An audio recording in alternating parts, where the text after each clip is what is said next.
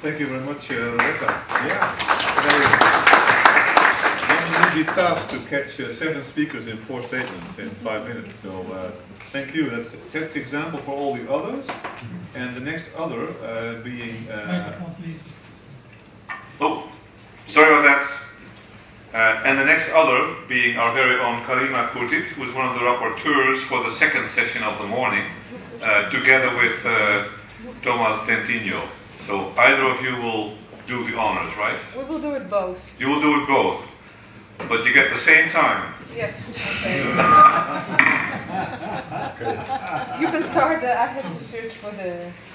Okay, so we have 7 papers. So the first, I just have small phrases from each one of the paper, and then I pass to Karima. Okay. So the first paper on Morocco. I think that the great message was anticipate rather than remediate. A different message from US, react problems to issues of declining. Also another attitude from the Andrea Tove that the city must include food demand, the food demand footprint, and not only the urban areas. From Slovakia. I think that the main message is that was put by our coordinator. Industrial governance controlled by outside organized territories, so we are much dependent on what foreign direct investment decide, and in the outside of the cities and outside of the country can decide, at least in more peripheral regions or regions that change too fast. Then, in terms of the fragmented cities, Lawrence Brown presented as the challenge, instead of going north or east or west, we should go south to risk and to the perils of the south of Africa, and that's of course joined with the good explanation and good of the colonial inheritance that somehow created an Africa that is not connected with each other.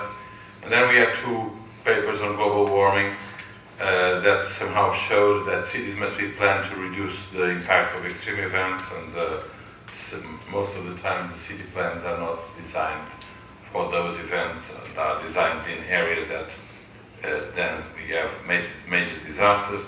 And also that show that these disasters, even if localized, they have greater impact on the economy, and in terms of economic terms, eventually are much larger than we expect, and eventually that deserve a better plan and a better cities to prevent those events. That's the cities that have.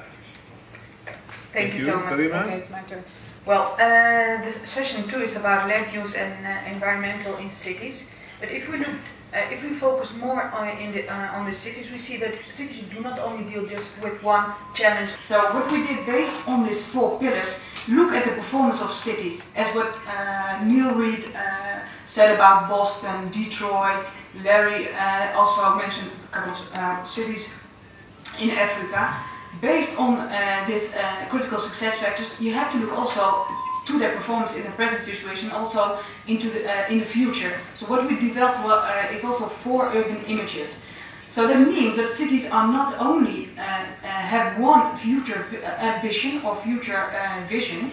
So a city can also be an entrepreneur city, which is also more innovating, etc. A city can also be, let's say, a connected city, mobility.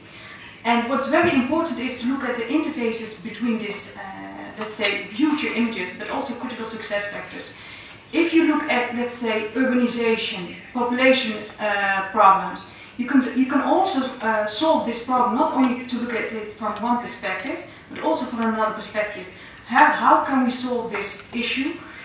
Let's say, look at social cohesion within a particular community, city, etc. And if you look at these presentations, we see also a pattern. If I, let's say, make a schematic view of this, let's say, presentations. Neil Reed, your cities, let's say Boston, Detroit, you can look at from the entrepreneurial city, innovation, change, anticipate on, let's say, some problems to survive. The pioneer city, social cohesion, diversity in the cities. South Africa, let's say Larry Barn. Also the entrepreneurial city problems. Pioneer city, connectivity, mobility, how to transport people from one place to another place without just circulating in one particular area. Abdulatif, entrepreneur city, livability city. Let's say Nador, some climate problems, ecological problems. How can we solve that? You have also to look into innovation things to implement it, for instance. So the conclusion, let's say the grand challenges, to identify the grand challenges, opportunities, evaluate city performance, which means also strategic actions and policies, learning experiences for positioning, the positioning strategy of a particular city, which also brings our idea to Facebook, urban management for urban facelifts. Thank you very much. Thank you, Karina. Simple one, so we needed two voices. And we have, for the third session, we have Eduardo Haddad and Abdulatif Katabi. Who of you, or both of you? Please go ahead. When Francesca came and said, oh no, modern cities are not islands and they have to provide quality services in order to be part of this global network. And one thing that's very important from her findings is that investors' perception is key to the development, in her case, sport activities, but I think activities in general, and I think that's the key message. The key message, how cities have to provide these quality services in a broader term. And then there are two papers by Hans Luke and Charlie Carlson. Luke, broadly speaking, in the innovation, productively, basically saying that agglomeration matters. And for Morocco, we thought about maybe Casablanca and Rabat will very likely play a key role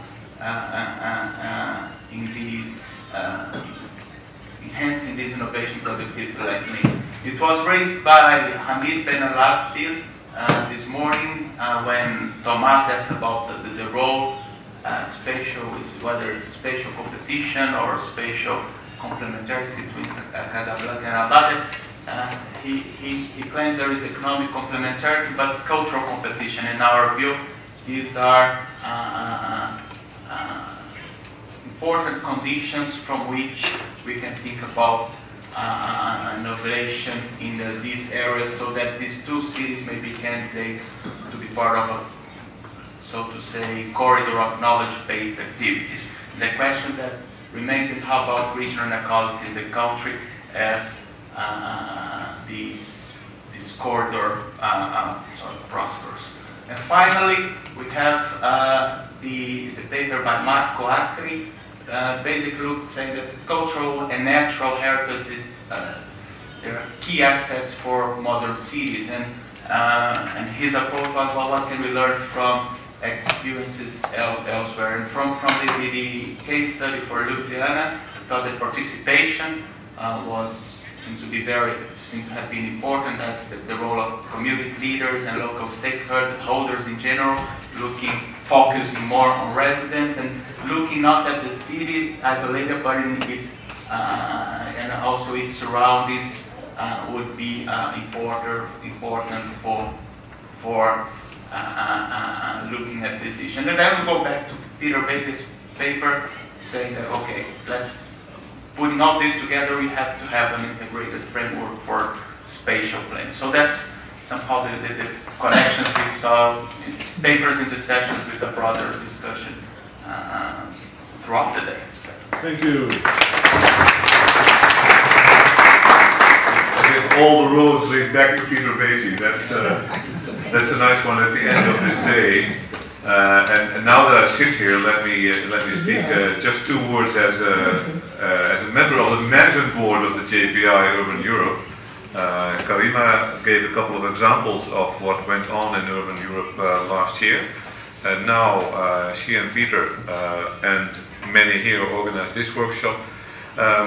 I think this has a very important value for the development of urban Europe, the Joint Program Initiative. And even though you might be from countries that are not a member of the JPI, I can assure you that A, will take this all on board, and B, we don't limit the work of the Joint Program Initiative to just European member states or just the members of this Joint Program Initiative.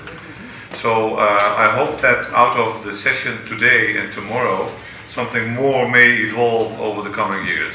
Thank you very much, and with that I give the floor back to Peter Nijkamp or Karima, or who else gets up first?